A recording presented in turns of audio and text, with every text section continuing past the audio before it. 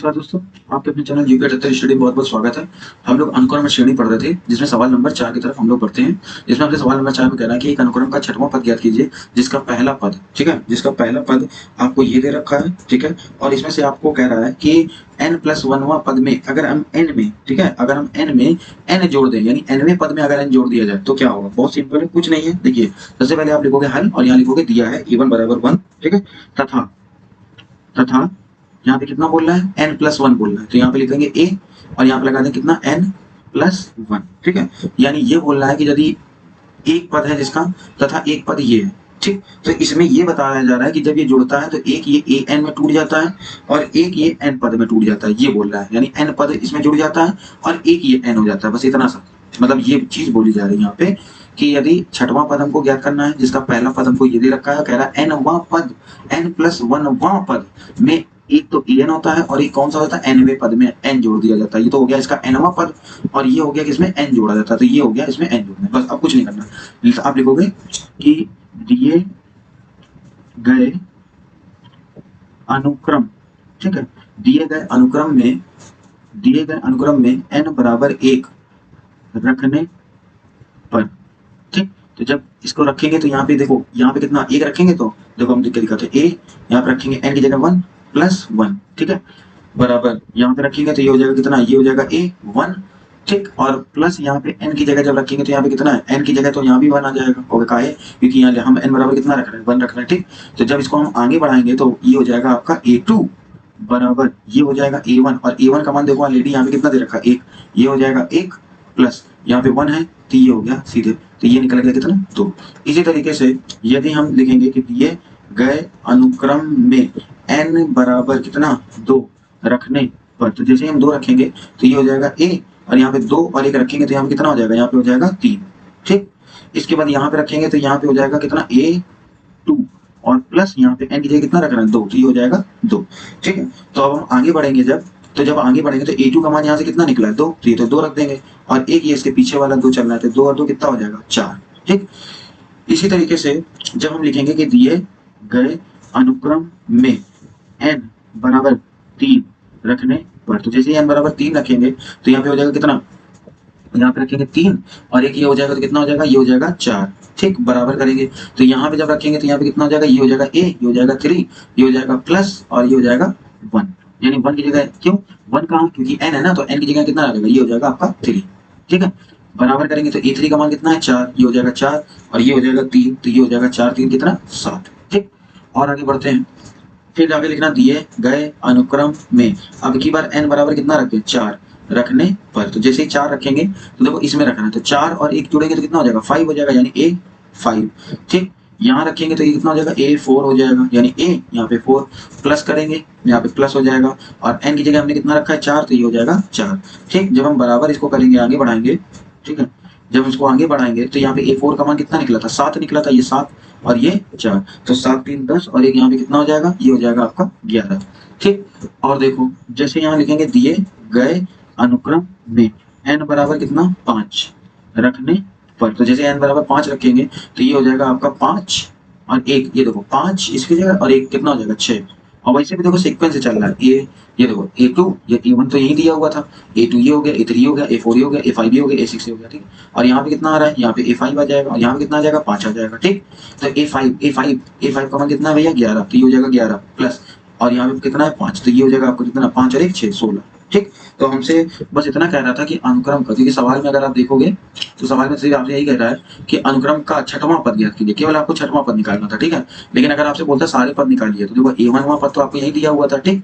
a2 जो पद हो गया वो ये हो गया, जो a3 पद था a3 वो ये आपका ये हो गया, जो a4 पद था वो आपका ये हो गया, जो a5 पद था वो आपका ये हो गया और जो a6 पद था ये आपका ये हो गया, ठीक। तो ये हो गया आपका क्या आंसर इसका, ठीक, ये इसका हो गया आंसर। तो चलो हम लोग आगे सवाल की तरफ बढ़ते हैं, ठीक। अगला सवाल हमसे कहता है क्या, ठीक है, अगले सवाल में पहुंचते हैं। ये अगला सवाल अच्छा सवाल है, कह रहा है कि यदि किसी समांतर श्रेणी का, कह रहा है यदि किसी समांतर श्रेणी का जो n वां पद है वो कितना है -6 है और इसका जो सार अंतर है वो कितना है 5/4 है और उसका 25वां पद ज्ञात करो, ठीक है भैया। एक एक चीज उठाते हैं, ठीक है। सबसे पहले यहाँ लिखेंगे हल, ठीक, ठीक है भैया। फिर लिख देंगे यहाँ पे दिया है, जो चीज दी होती है उसको जरूर लिखा करो, इससे दिक्कत नहीं होगी, ठीक है।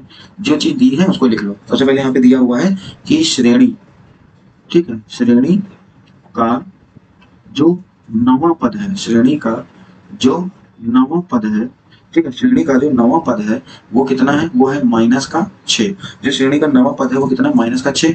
और जो सार्व अंतर है, ठीक, जो सार्व अंतर है, आपको जो दे रखा है उसको लिखना है, ठीक है।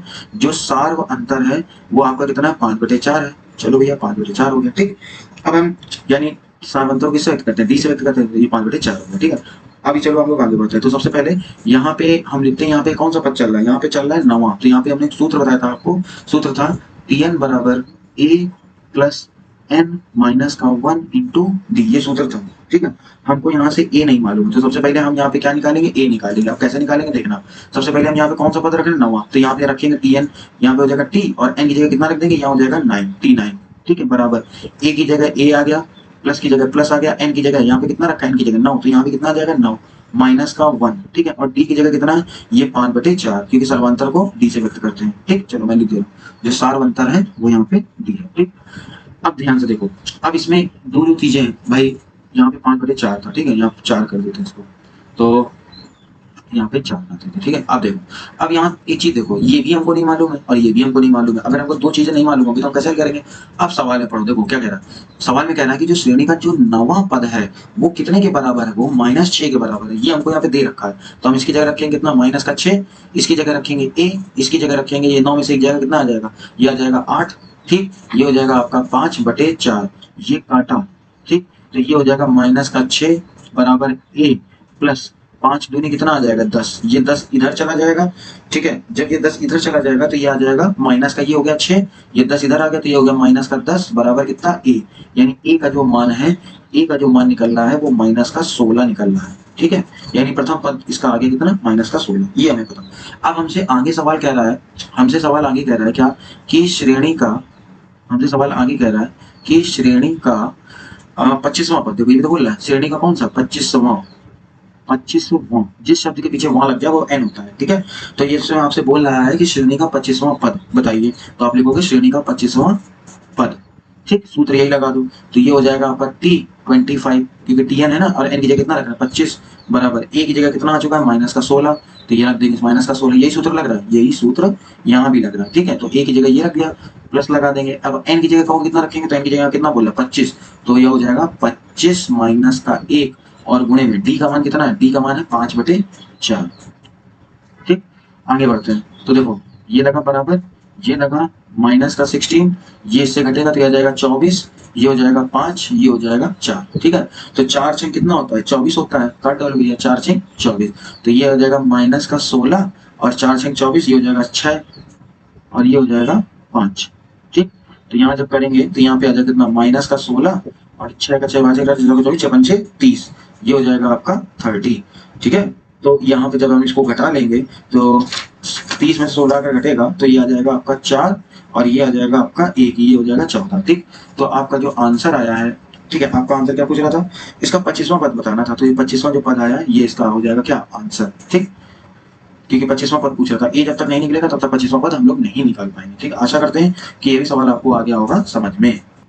तो चलिए हम लोग अगले सवाल की तरफ बढ़ते हैं, ठीक है। अगला सवाल देखते हैं क्या कहता है, ठीक है। अगला सवाल हमसे कहता है, हाँ ठीक है, सी का मान ज्ञात कीजिए, ठीक है। इस तरीके के सवाल को थोड़ा सा कॉन्सेप्ट एक समझ लो, ठीक है।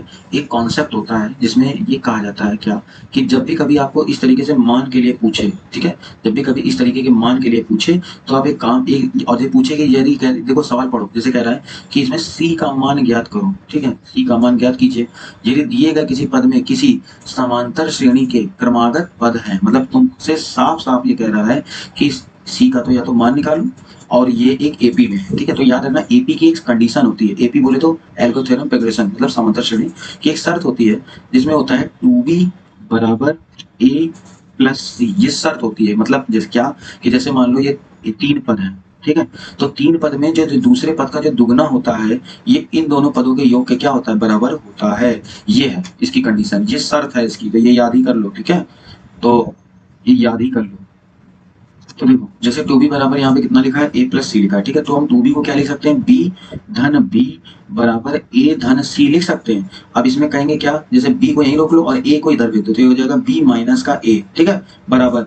अब बी जब उधर जाएगा तो हो जाएगा माइनस का, तो हम यहाँ पे लिखेंगे सी माइनस का बी। अब इस मेथड को लेके चलेंगे, आसानी से ये हमारे सवाल होते चलेंगे। देखो 3 टाइप के सवाल है, ठीक है, मतलब 3 एक ही टाइप के सवाल है। हम एक बता दे रहे हैं और 2 बता दे रहे हैं, एक आप या अपने आप से कर लेना, या ये मतलब 2 बता दे रहे हैं कोई भी, ठीक है, तो एक आप अपने हिसाब से कर लेना, ठीक। अब देखो जैसे हम इसको स्टार्ट करते हैं, ठीक है, सबसे पहले यहाँ लिखते हैं हल, ठीक, और यहाँ लगा देंगे माना, क्योंकि हमको 3 पद दिए है ना, देखो एक c प्लस 2 दिया हुआ, तो हम यहाँ ले लेते हैं a बराबर, माना a बराबर c प्लस 2, ठीक। b बराबर आपको दे रखा है 4c माइनस का 6, तो हो जाएगा 4c माइनस का 6, और इसके बाद जो c दे रखा है वो c है आपका 3c माइनस का 2, ठीक है। अब हम क्या करते हैं, अब हम देखो इसी कॉन्सेप्ट को प्रयोग करते हैं, इसी कॉन्सेप्ट का यूज करते हैं, ठीक है। जिसमें से देखो अपना b माइनस a है, तो यहाँ लिखेंगे b माइनस का ए, और कहोगे ये क्यों लगा रहे हैं, क्योंकि हमसे साफ साफ बोल रहा है ना कि ये जो पद है इन एपी में है, ये हमारे पद समांतर श्रेणी में है, इसीलिए ये लगा हुआ है, ठीक है। तो ये हो जाएगा b माइनस का ए, ये हो जाएगा c माइनस का b। तो अब चलो बारी बारी सारे मान रख देते हैं। देखो b की जगह अपना कितना है, b की जगह है 4c माइनस का 6 माइनस a की जगह कितना है, ये है c प्लस 2, तो यहाँ लगा देंगे ब्रैकेट c प्लस 2 बराबर। अगला है c, तो c की जगह यहाँ पे बोला जा रहा है 3c माइनस का 2 माइनस b का मान कितना है, b का मान है 4c माइनस का 6, ठीक। अब इसको हम थोड़ा सा खोल देते हैं अंदर, तो ये हो जाएगा कितना, ये हो जाएगा 4c माइनस का 6 माइनस का c माइनस का 2, ठीक, बराबर 3c माइनस का 2 माइनस का 4c और माइनस माइनस क्या हो गया प्लस का 6, ठीक है। अब एक काम करते हैं, यहाँ पे 4c है और यहाँ पे c, यानी 4c में से एक c घट जाएगा, तो यहाँ पे कितना आ जाएगा 3c, यहाँ पे माइनस का 6 और माइनस का 2, तो हो जाएगा कितना माइनस का 8, ठीक, बराबर। इसके बाद यहाँ 3c है और यहाँ माइनस का 4c है, एक घट जाएगा, यानी 3c में से एक माइनस के 4c में से घटेगा, तो क्या आ जाएगा माइनस का c आ जाएगा, ठीक। और जब हम इधर घटाएंगे तो ये 6 में से 2 चला जाएगा, तो आ जाएगा प्लस का 4, क्योंकि प्लस का बड़ा। अब इस c को इधर उठा के फेंकेंगे तो ये हो जाएगा माइनस का, ये माइनस का इधर आएगा तो आएगा हो जाएगा प्लस का, तो हो जाएगा 4c बराबर, ये है आपका 4 और ये उधर चला जाएगा तो ये आपका हो जाएगा 8, ठीक है। तो 4c बराबर जब इसको जोड़ेंगे तो 8 4 कितना हो जाएगा 12, तो c बराबर यहाँ पे हो जाएगा 4 का 4 4 4 थे 12। तो ये पहला आंसर हमारा निकल चुका है, जिसमें से हमसे क्या कह रहा था कि c का मान ज्ञात करना, हमने आसानी से निकाल लिया, ठीक। अब एक और अंतिम वाला बता दे रहे हैं, ये वाला आप अपने होमवर्क में लिख लीजिए, ठीक है, HW, ये वाला आप कर लीजिएगा। इसमें कुछ नहीं है, इतना जो मान है इसको a मान लेना, इसका इतना जो मान है b मान लेना, इतना जो मान है वो c मान लेना, ठीक है। तो चलो हम इसको इधर वाले को हल कर दे रहे, जगह में हो जाएगा, ठीक। तो देखो इसमें भी लिखेंगे माना, ठीक, माना क्या, a बराबर अपना कितना है 2/3, ठीक, b बराबर कितना है c है, और c यानी जो तीसरा पद है c जो है वो कितना है 5/8 है। अगर आप कहोगे सर जी एक बात बताइए, आप यहाँ पे c मान रहे हो, ठीक है, और यहाँ भी c इधर रखा है, तो देखो इससे अगर आपको इसमें दिक्कत हो तो आप इसकी जगह t1 t2 और t3 भी ले सकते हो। तो कहोगे इसका का फिर क्या बन जाएगा, तो कुछ नहीं बनेगा, यहाँ पे दूसरे नंबर पे कौन है t2 है, तो यहाँ पे दूसरे नंबर बन जाएगा 2t, या ऐसे लिख लो, ठीक है, कोई दिक्कत नहीं, ये लिखा रहना 2t2 बराबर t1 प्लस t3, बात वही है, कुछ है थोड़ी ना। b की जगह t का कहाँ t2 काम हो गया, a की जगह t1 का, c की जगह t3 का, बस ये मान रख देंगे, जम से आ जाएगा, ठीक है। तो चलो फिर से ये वाला मान रख देते हैं, ठीक। तो ये मान अपने को यहाँ पे इसने दिया है, मतलब बना लिया हमने b माइनस का a बराबर c माइनस का b। कहोगे ये काहे है, तो यहाँ लिख देना कि ये इन AP में है, ठीक। इधर की तरह इसको भी लिखना चाहो तो इसे लिख सकते हो इन AP में, ठीक। तो b का मान यहाँ पे कितना है c, a का मान कितना है 2/3 बराबर, यहाँ c का मान, जो c का मान है वो कितना है 5/8 है, ठीक है, माइनस b का मान जो है वो क्या है वो c है, ठीक है। तो ये c जब उछल के इधर आ जाएगा तो c और c कितना हो जाएगा 2c हो जाएगा बराबर, यहाँ पे हो जाएगा 5/8, ये इधर चला जाएगा तो हो जाएगा कितना 2/3।